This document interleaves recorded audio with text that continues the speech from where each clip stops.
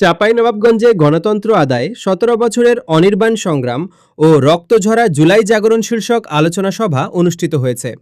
জুলাই গণ অভ্যুত্থান দিবস উপলক্ষে বুধবার বিকালে জেলা বিএনপির আয়োজনে শহীদ শাটু হল অডিটোরিয়ামে এই সভা অনুষ্ঠিত হয়।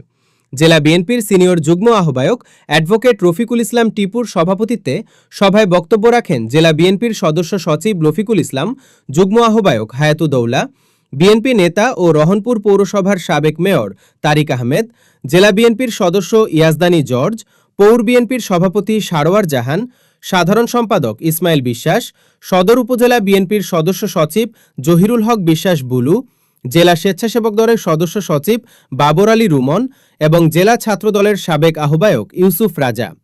সভায় বক্তারা বলেন, জুলাই গণ অভ্যুত্থান দেশের গণতন্ত্র, ন্যায় বিচার ও মানুষের অধিকার প্রতিষ্ঠার সংগ্রামের এক গুরুত্বপূর্ণ অধ্যায়।